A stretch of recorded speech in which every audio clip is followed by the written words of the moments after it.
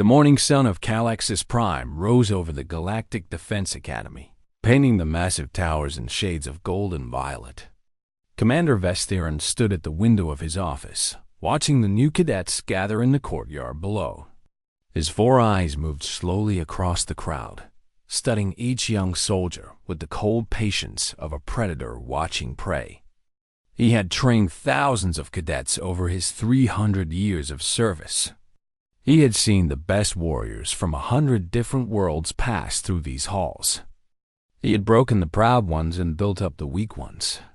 He had shaped raw recruits into the finest soldiers the Confederacy had ever known. But today was different. Today there was something in the crowd that made his scales tighten with unease. She stood near the back of the formation, shorter than everyone around her. Her skin was soft and brown, without scales or armor or protective plating of any kind. Her eyes numbered only 2, and they were a strange dark color that reminded Vex Theron of deep space. Her name was Elena Vasquez, and she was human. The commander turned away from the window with a low growl. Humans had no business at the academy. They were too young as a species, too fragile, too primitive to compete with races that had conquered the stars, while humanity was still living in caves and hitting each other with rocks. But politics had forced his hand. The new integration treaty required the academy to accept qualified applicants from all member species, and somehow this human female had passed the entrance examinations. Vex Theron suspected the tests had been too easy, designed for species with real natural advantages. He made his way down to the courtyard, his heavy boots echoing through the ancient stone corridors.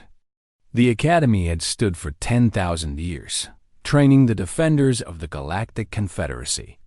Its walls had witnessed the rise and fall of empires. Its halls had echoed with the footsteps of legends. And now a human walked among them. The cadets snapped to attention as Vex Theron emerged into the sunlight. He walked slowly along the front row, inspecting each recruit with silent judgment. A Krellian warrior stood nearly 8 feet tall, his body covered in natural armor that could stop a plasma bolt.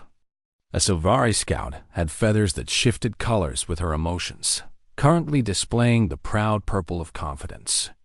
A Dramath engineer had 4 arms and a brain the size of a small melon, capable of calculations that would take a computer several seconds. These were worthy candidates. These were soldiers. Then, Vex Theron reached Elena Vasquez.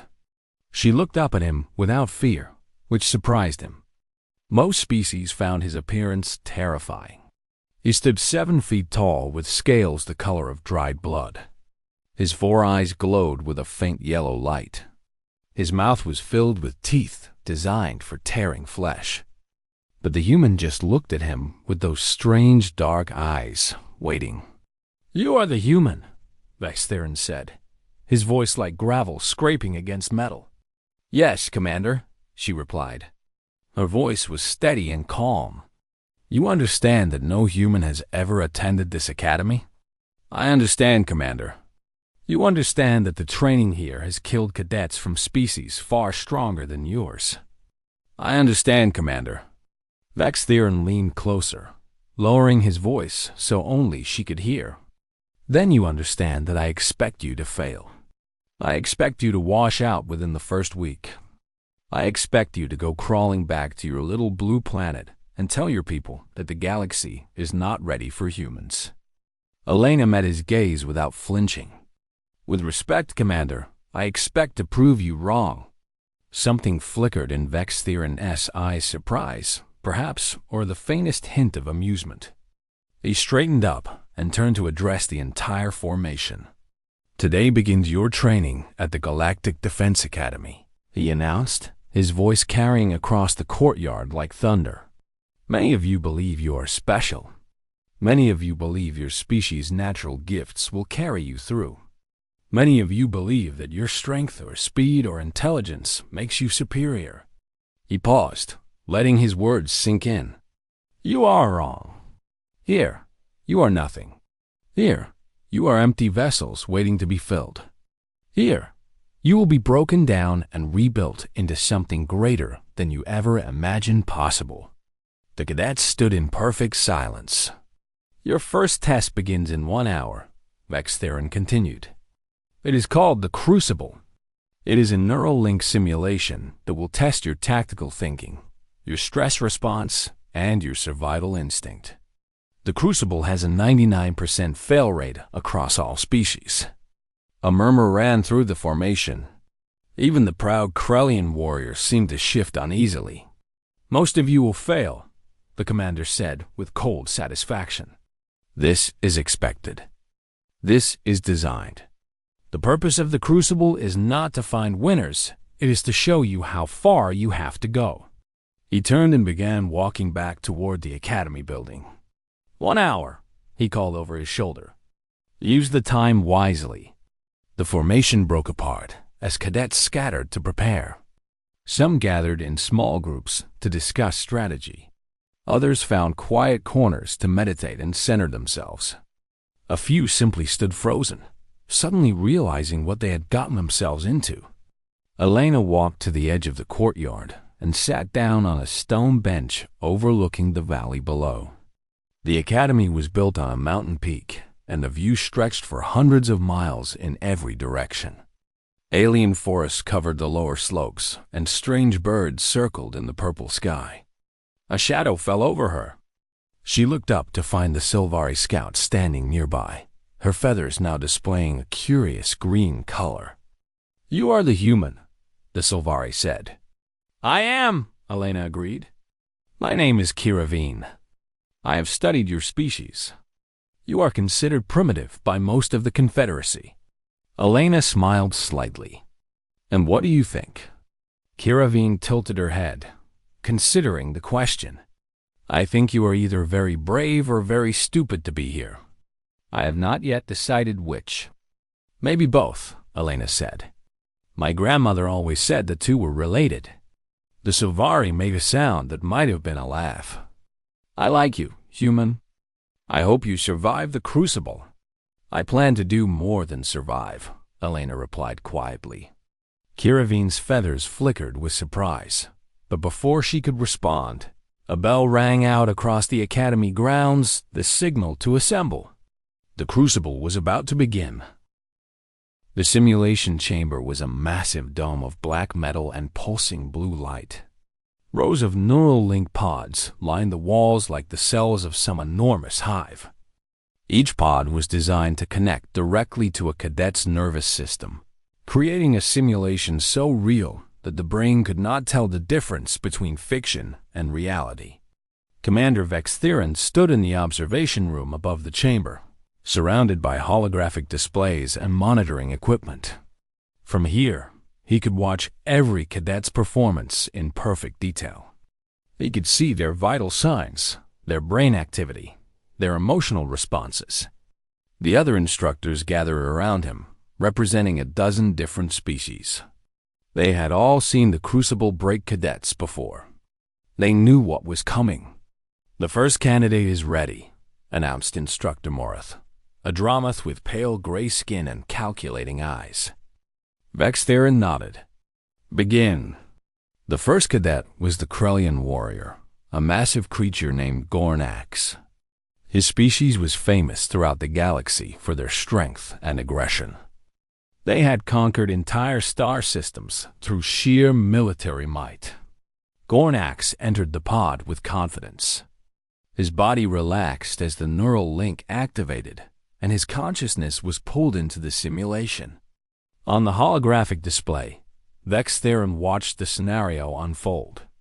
Gornax found himself on the bridge of a damaged warship called the Desperate Hope. Alarms screamed around him. Damage reports flooded in from every direction. The ship's reactor was failing. Life support was failing. Enemy vessels surrounded them on all sides. And nearby, a civilian transport ship with 3,000 innocent lives waited for rescue. The Crucible presented an impossible situation. Too many problems, too few resources, too little time. There was no correct answer, only degrees of failure. Gornax responded exactly as his species always did, with aggression. He ordered all weapons to target the nearest enemy vessel. He pushed the damaged engines to maximum power. He roared commands at his virtual crew, demanding they fight harder, move faster, be stronger. The enemy ships returned fire. Without proper shields, the desperate hope took hit after hit. Crew members died by the dozen. The reactor destabilized further. The civilian transport remained unrescued. At the 14-minute mark, Gornax's S-ship exploded in a ball of nuclear fire. Everyone aboard died. The civilian transport was destroyed by enemy forces moments later. Gornax emerged from the pod with rage burning in his eyes. He slammed his fist against the wall hard enough to crack the metal. "The simulation is flawed," he snarled. "No warrior could succeed against such odds." Vextheron said nothing. He simply made a note on his datapad and called for the next candidate. The Silvari scout, Kiravine, entered the pod with more caution than Gornax had shown. Her species was known for speed and precision rather than brute force. Surely she would approach the problem differently. And she did it first. Kiravine immediately prioritized the civilian transport. She diverted power from weapons to engines and attempted to position her ship between the transport and the enemy fleet. Her plan was to buy time for evacuation. But the Crucible was designed to punish every choice. By weakening her weapons, Kiravine left herself unable to destroy enemy ships. They simply maneuvered around her defensive position. They targeted the civilian transport directly. Kiravine tried to adapt, tried to split her attention between defense and offense, but there were too many variables. Her brain activity spiked as stress hormones flooded her system. Her feathers went pale with fear. At the 19-minute mark, the civilian transport was destroyed. Kiravine had saved her own ship and crew, but 3,000 innocent lives were lost. She emerged from the pod with tears running down her face. In Silvari culture, failure to protect the innocent was the greatest shame. "I could not save them," she whispered. "I tried everything, but I could not save them." Instructor Morath the Dromoth was next. His species prided themselves on logic and intelligence.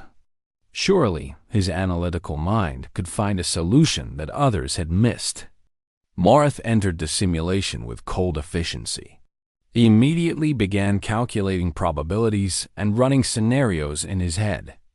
He ordered his engineering crew to stabilize the reactor first, recognizing that a ship without power could do nothing. His approach worked partially. The reactor was stabilized at the 8-minute mark. But while Morath focused on the technical problem, the enemy fleet had closed in. His crew reported incoming missiles. His tactical officer demanded orders. Morath froze. His brain could process complex equations in seconds, but the Crucible demanded something different. It demanded instant decisions with incomplete information. It demanded action in the face of uncertainty. At the 11-minute mark, an enemy missile struck the bridge. Morath and his entire command staff were killed. Without leadership, the crew panicked. The ship fell apart from the inside. Morath emerged from the pod looking shaken. His forearms trembled slightly. "The variables were too numerous," he said quietly. "I needed more time to calculate the optimal solution." "In battle, there is never enough time," Vextheron replied. One by one, the cadets entered the Crucible. One by one, they failed. Some lasted longer than others.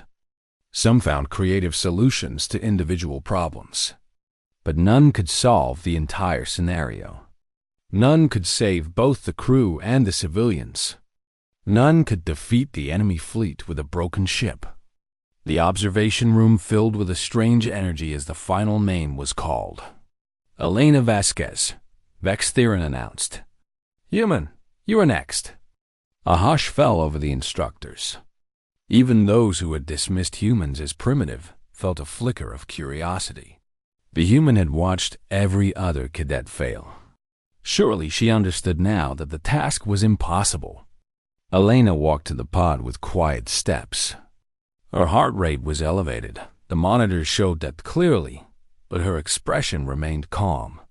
She settled into the pod and closed her eyes as the neural link activated. The observation room went silent. "Beginning simulation," the computer announced. On the holographic display, Elena opened her eyes on the bridge of the Desperate Hope. Alarms screamed. Fires burned. Crew members shouted damage reports. Enemy ships surrounded her. The reactor was failing. Life support was failing. The civilian transport waited for rescue. The same impossible scenario. The same overwhelming odds. But something was different this time. Vextheron leaned forward, his 4 eyes narrowing. The human's brain activity was unlike anything he had ever seen. It oscillated rapidly between analytical processing and something else, something the Confederacy's science had never properly understood. Humans called it intuition. And in that moment, Elena Vasquez began to move. Elena stood on the burning bridge of the Desperate Hope, and the chaos washed over her like a familiar wave. She had grown up in the slums of New Manila, where every day was a battle for survival. She had served in Earth's emergency response corps, running into disasters while everyone else ran away. She had learned long ago that panic was a luxury she could not afford. The alarm screamed. The crew shouted. The ship shook as another explosion rocked the lower decks. Elena took one deep breath and let it out slowly. Then she began to give orders. "Engineering, stop trying to fix the reactor," she commanded. "I want you to make it worse." The virtual engineering officer stared at her with confusion. "Captain, if we destabilize the reactor further, we risk a core meltdown." "I know," Elena replied. "Do it anyway? I need that reactor ready to blow on my command." In the observation room, Commander Vextheron's scales rippled with surprise. No cadet had ever given such an order. It went against every principle of Starship Command. It was madness. But Elena was already moving to the next problem. Navigation. Plot a course toward the civilian transport, but do not engage engines yet. Toward the transport, Captain. We are going to use this ship as a shield. The enemy will have to shoot through us to reach the civilians. The navigation officer complied, and Elena turned to the tactical station. "How many escape pods do we have?" 32 pods, Captain, each capable of holding 6 crew members. "Launch 20 of them, now empty." "Empty, Captain?" "Empty," Elena confirmed. "Scatter them in different directions. Make them look like evacuation attempts." The escape pods launched, streaking away from the Desperate Hope like seeds from a dying flower. The enemy fleet responded exactly as Elena had predicted. Several ships broke formation to chase the pods, reducing the firepower aimed at her vessel. "They think we are abandoning ship," Elena said with a thin smile. "Good, let them think that." Instructor Morath watched the display with growing disbelief. "She is using the pods as decoys. That is clever, but it will only buy her a few minutes." Commander Vextheron said nothing. His eyes remained fixed on the human's vital signs. Her heart rate was high but steady. Her brain activity continued that strange oscillating pattern. She was not panicking. She was thinking faster than the instructors could follow.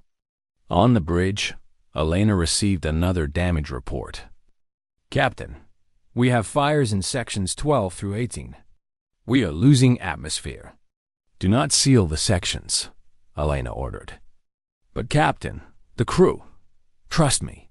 Vent the atmosphere in those sections to space, but aim the vents carefully. I want the expelled air to push us toward the civilian transport." The crew stared at her. Using atmosphere venting as propulsion was technically possible, but incredibly dangerous. One miscalculation could send the ship spinning out of control. But Elena had already calculated the angles in her head. She did not know how she knew, she simply knew.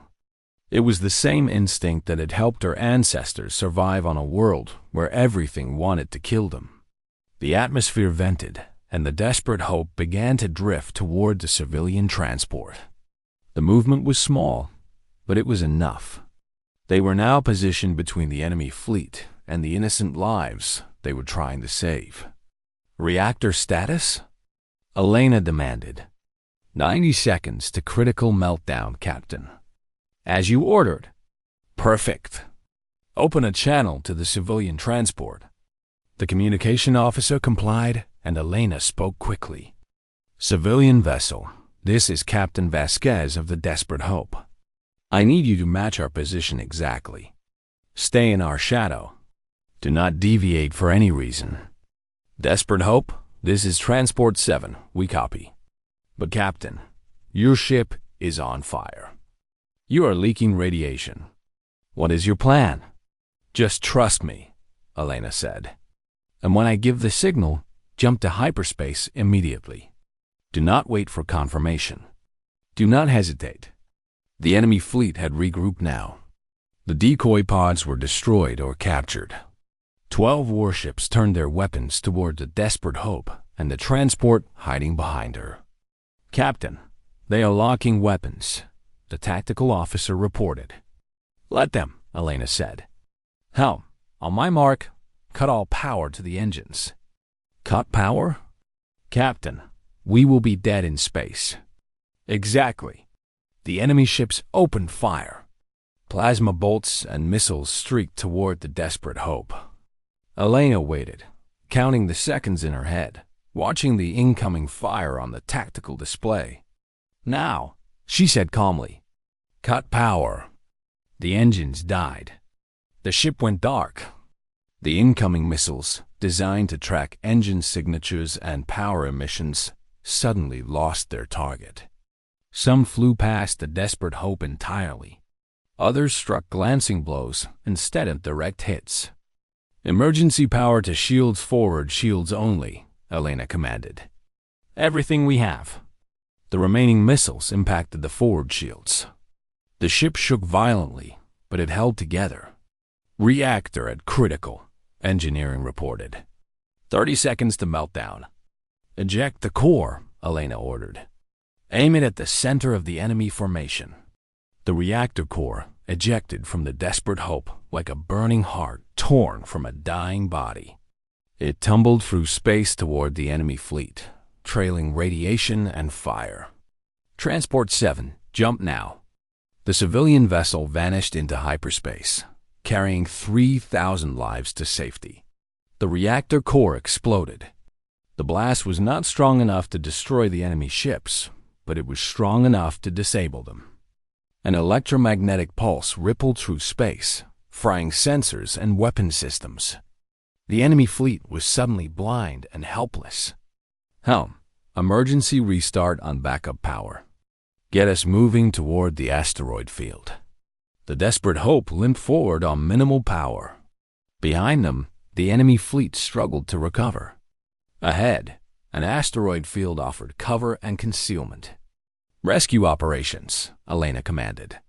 Send teams to recover our escape pods. Those crew members are still alive out there. Captain, we do not have the power for rescue operations and evasion. Then we make the power, Elena said. Strip the weapon systems. We do not need them anymore. Reroute everything to engines and life support. The crew worked frantically. One by one, the escape pods were recovered. Crew members who had been used as decoys were brought back aboard. At the 12-minute mark, Elena guided the Desperate Hope into the asteroid field. The enemy fleet, still recovering from the EMP, could not follow. At the 14-minute mark, she received the final count. 187 crew members saved out of 200. 3,000 civilians rescued. The enemy fleet disabled and unable to pursue. The simulation ended. In the observation room, no one spoke. The instructor stared at the displays with expressions ranging from disbelief, to something that looked almost like fear. Commander Vextheron slowly rose from his chair. His 4 eyes were fixed on the pod where Elena Vasquez lay, the neural link still fading from her mind. "That is impossible," Instructor Morath whispered. "The crucible is designed to be unsolvable." Vextheron did not respond. He simply watched as the human opened her eyes and stepped out of the pod, looking no more troubled than if she had just woken from a pleasant dream. In 300 years of service, the commander had never seen anything like it. And deep in his ancient heart, something cold began to stir, something that felt very much like dread. The simulation chamber had gone completely silent. Elena stepped out of the pod and stretched her arms above her head, working out the stiffness that came from lying still for 14 minutes. Around her, the other cadets stood frozen in shock. Gornax the Krellian stared at her with his mouth hanging open. His massive hands clenched and unclenched as if he could not decide whether to attack her or kneel before her. Kiravine's feathers had turned a color that Elena had never seen before, a strange mixture of white and gold that seemed to indicate complete confusion. Even Morath the Dromoth had gone still, his 4 arms hanging limp at his sides. His calculating eyes moved rapidly, as if trying to process information that did not fit any known pattern. The door to the observation room slid open with a soft hiss. Commander Vextheron emerged, his heavy boots striking the floor like thunder. The other instructors followed behind him, their faces displaying various expressions of disbelief.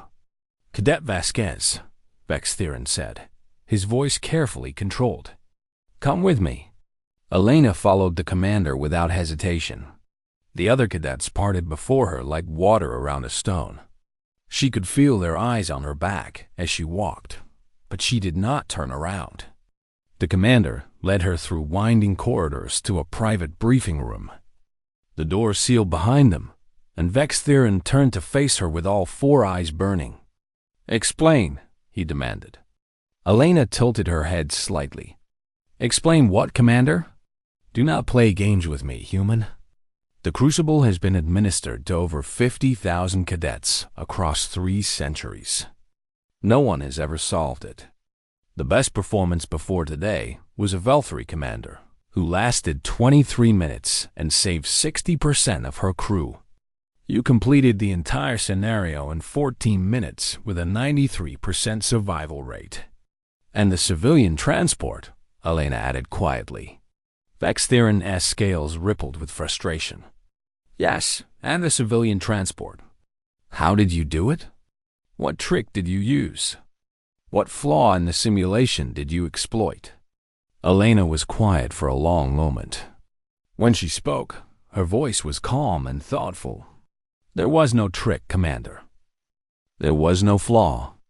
I simply approached the problem differently than your other species." "Differently how?" Elena walked to the window and looked out at the alien sky.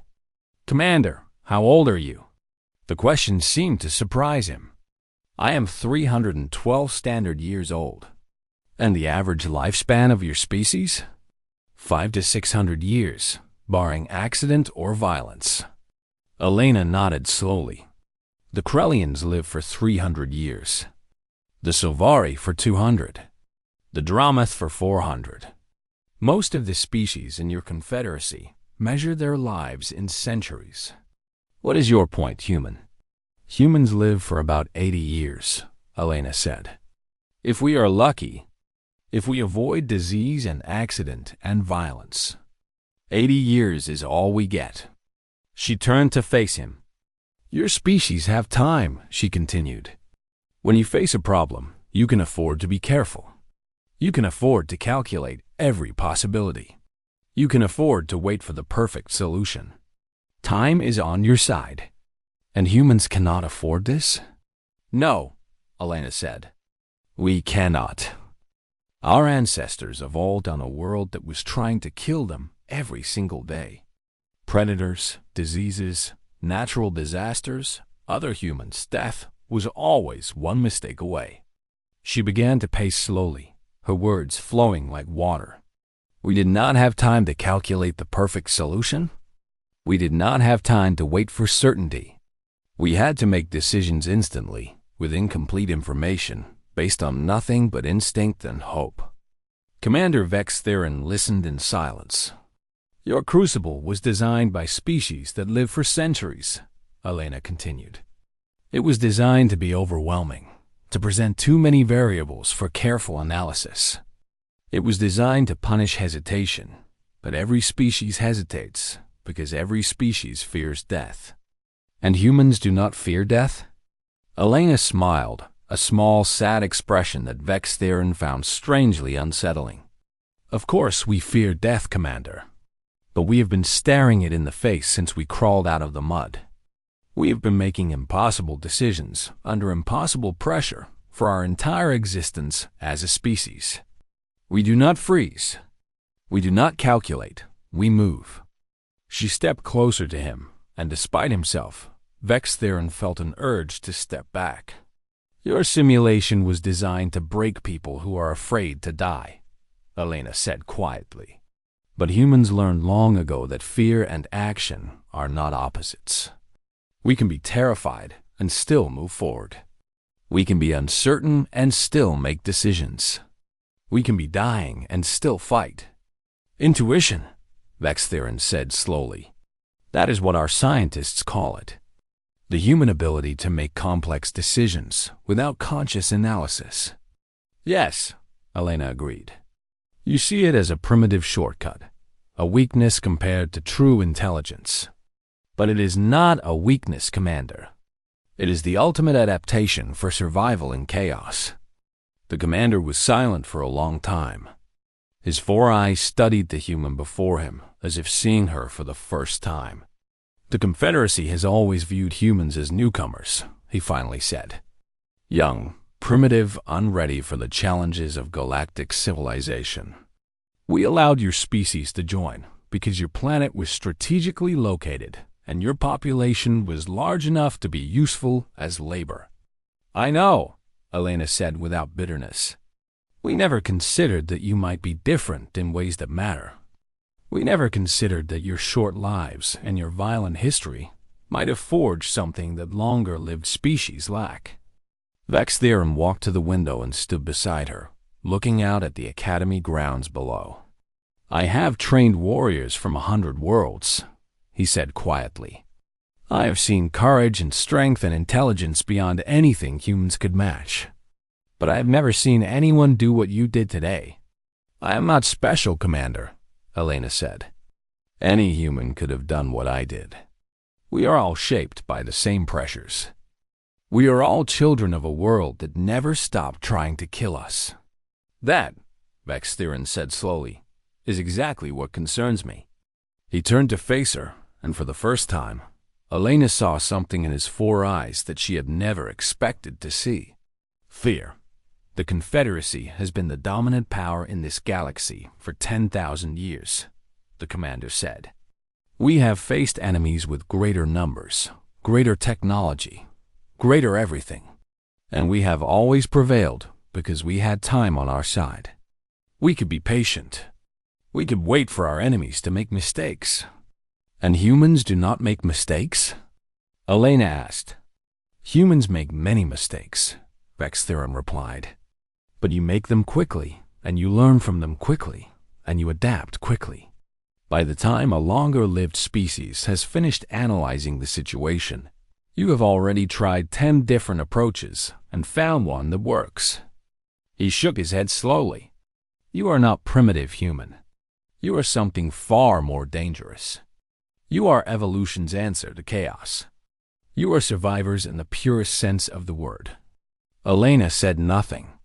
She simply looked at him with those strange dark eyes that suddenly seemed far older than her 24 years. The galaxy does not know what it has invited into its ranks, Vex Theron said quietly. And I am beginning to think that by the time they realize it, it will already be too late. That night, Commander Vex Theron sat alone in his quarters. Surrounded by the darkness and silence that he had always found comforting. The stars of 1,000 conquered systems glittered through his viewport, each one representing centuries of careful expansion, of patient strategy, of methodical dominance. But tonight, those stars seemed different. Tonight, they seemed fragile.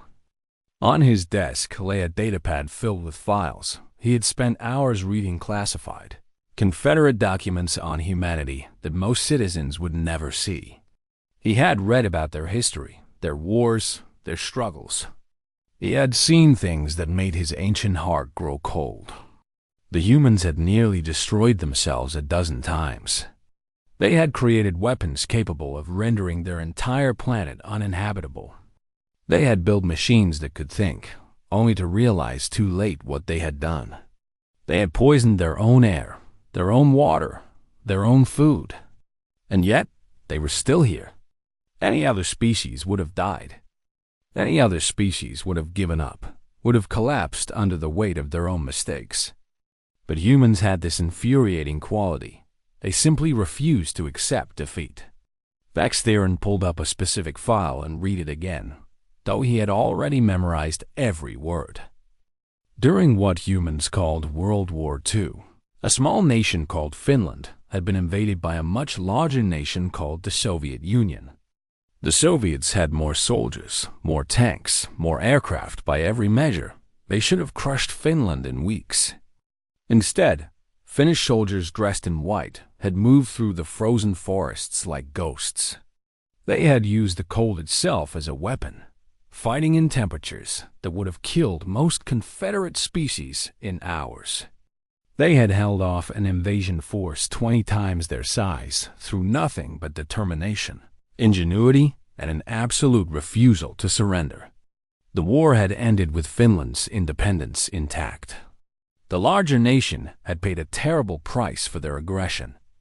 Vex Theron read about something called the Alamo, where a handful of humans had fought against impossible odds and died to the last soldier. But their sacrifice had inspired an entire nation to rise up and eventually win the war.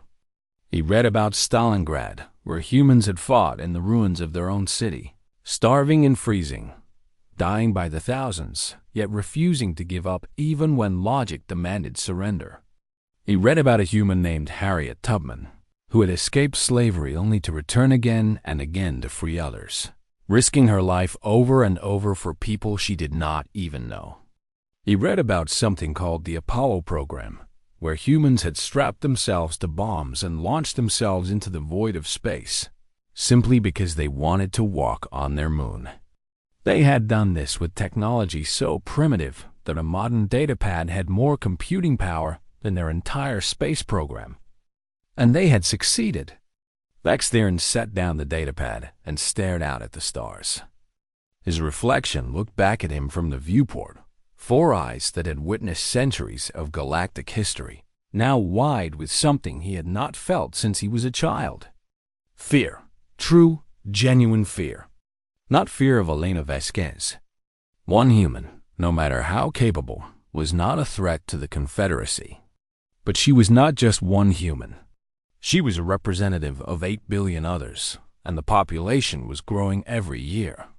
The Confederacy had invited these creatures into their military academies, their research institutions, their governance structures. They had done this believing that humans were primitive, harmless, a species that would require centuries to catch up to their galactic neighbors. But what if the Confederacy had been measuring the wrong things? What if strength and intelligence and lifespan were not the most important qualities for survival?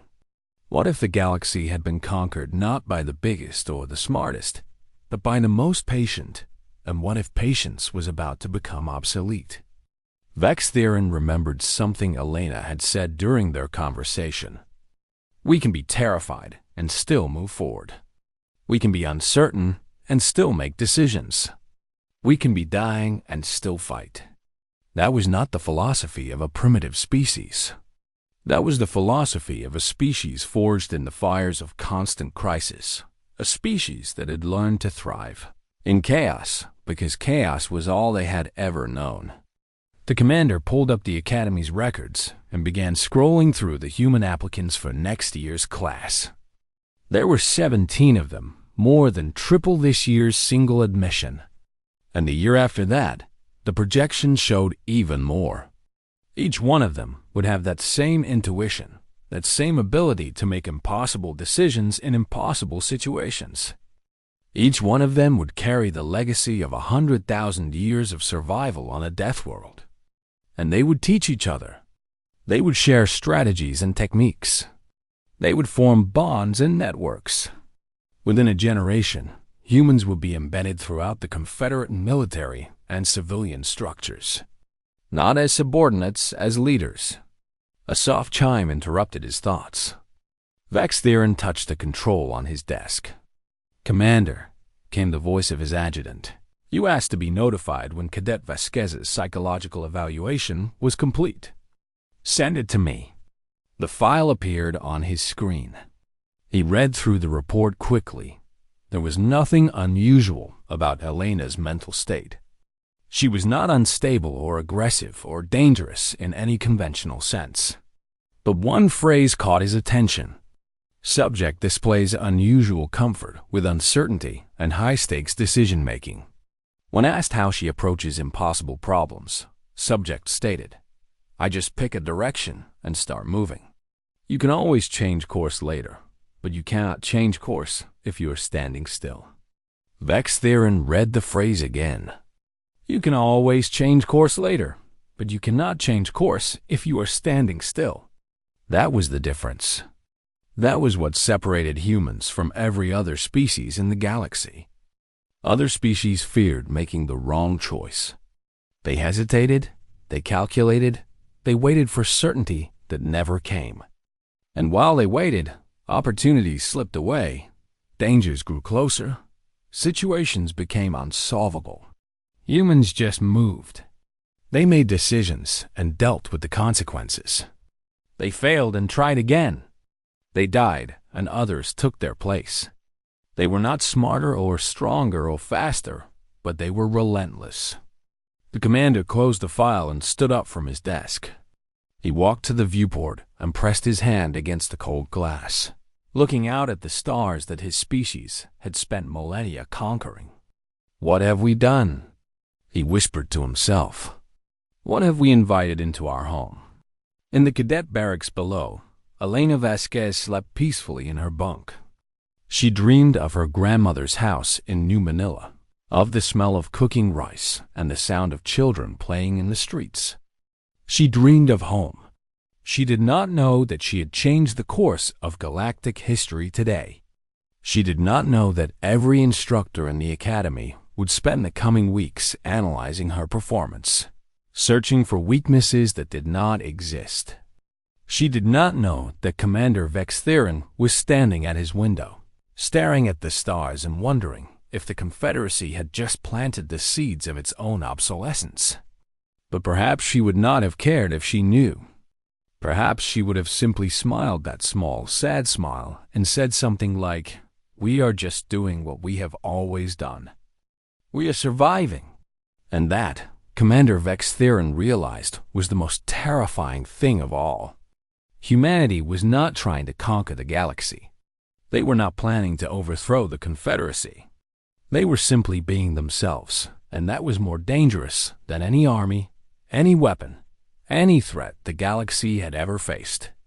Because you cannot fight an enemy that does not see itself as your enemy. You cannot defeat a people who do not know they are at war. You cannot stop a species that has spent its entire existence learning to do the impossible. The night grew darker, and Commander Vex Theron remained at his window, watching the stars and wondering what the future would bring. And somewhere in the cadet barracks, a human dreamed of home, unaware that she carried the fate of an entire galaxy in her small, soft, impossibly dangerous hands.